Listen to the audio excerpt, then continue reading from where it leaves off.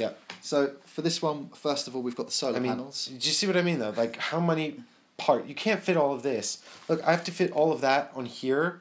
Yeah, good luck. Yeah, it's not going to happen. So how do I choose what to take? I can't. Stuff is going to blow up. It's going to be awful. But it will blow up in style. So we've got the solar panels. So these are sort of the cheap ways of getting around your power issue. They collect starlight and they can power a component that would normally require batteries. So you can only use it once per adventure card because it's got to recharge, but it does mean you don't have to spend a battery token instead. If it's joined to multiple components, you get to choose which one it's powering. So if it's next to an engine or a gun, you choose, but it's only one of them and only once for that adventure. Still pretty useful though. Next we've got the thrusters, which are quite nice because they basically let you... I don't have the thrusters, I've got to find them. Oh, this sounds like a bad Star Trek moment. Where are the thrusters, Scotty?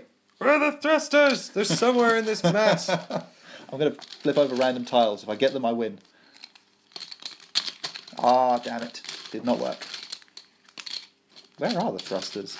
And this is basically why this game is so difficult. Yep, because we've got to flip all of these back over again. Da-da-da. There's got to be some here. If it turns out that we didn't put any in this one, I will laugh. Of course they're in here somewhere. This is all the tokens I've got. Oh, wow. Okay. Let's see. We saw them earlier. Where have they gone? I mean, the game also gets so much more difficult with more players because everyone's fighting. There's some. I got some. There we go. So there's some thrusters there.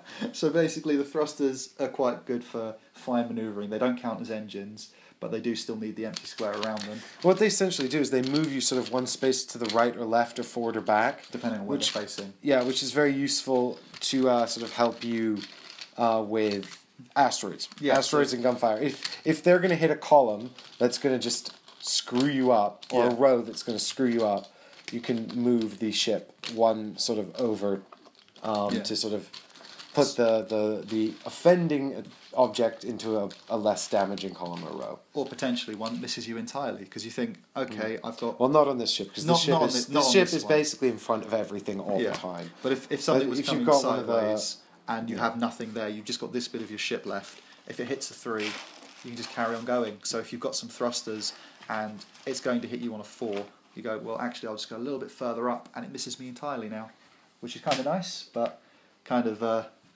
very difficult to plan ahead for. Mm-hmm.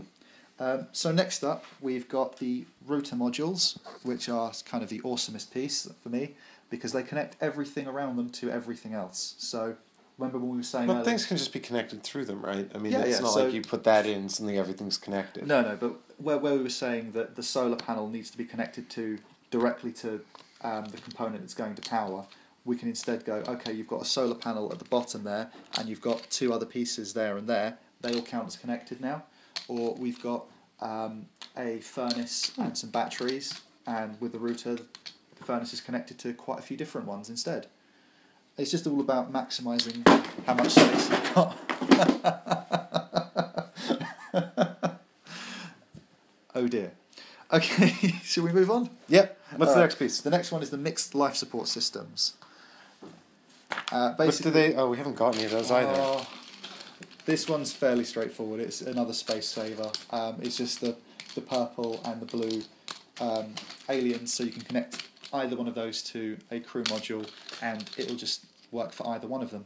Question: if you've got 2 crew modules connected to one double life support, could you have one of each alien in the 2 crew? Yeah. So basically, the idea is this is where the router comes in again. If you've got one of these life support modules connected, and you've got 3 crew compartments connected to it by the router, I can't find. You can actually put the alien in any one of the 2 of them.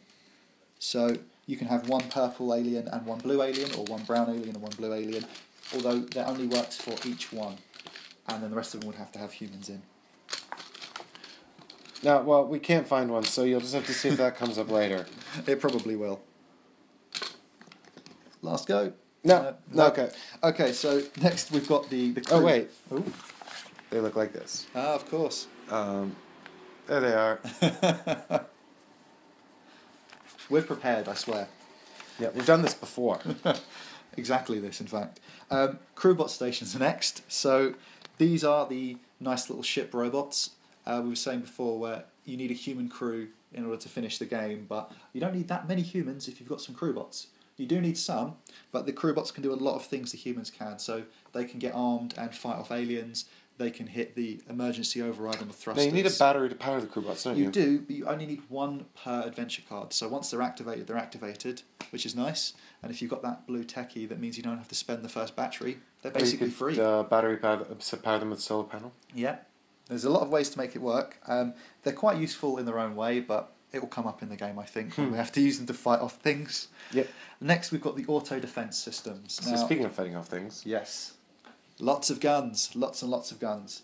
So this actually doesn't attack things on the outside of the ship, but attacks things inside the ship. Yep, so they learnt from a lot of movies that once something's on the inside, it's nice to have guns shooting at them as well. So what you need these for is if you've got a predator that's boarded and is trying to fight its way through you, or you've been attacked by slavers, and it's just a way to fight them off, hopefully. One of the things here is you can link these together as well to increase their capability, again with the router. It's a very nice piece. The amount of bonus you get depends on how many you can pair up. Now, next we've got the armory. Now, this is where all the guns are stored. Kind of clues in the name on that one, I think. What you need here is, if it's connected to a crew module, all of those crew can be armed, and they can help fight off whatever has tried to attack the ship and has gone through the defences. Anyone can be armed, humans in luxury cabins, normal humans, crew bots, aliens, anyone on the ship, they're all fighting for their lives, really.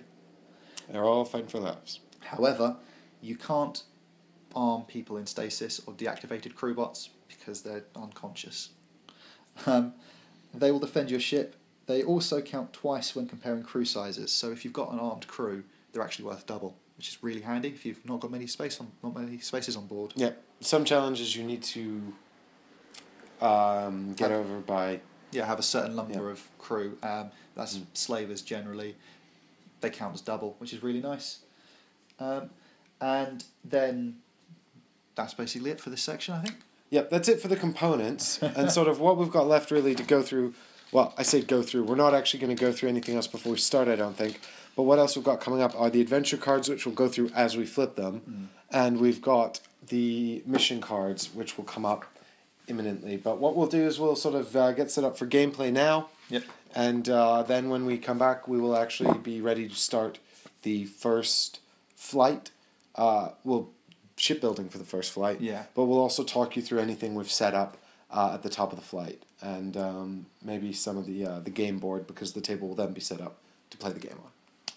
Cool. So, see you in a bit. See you in a bit.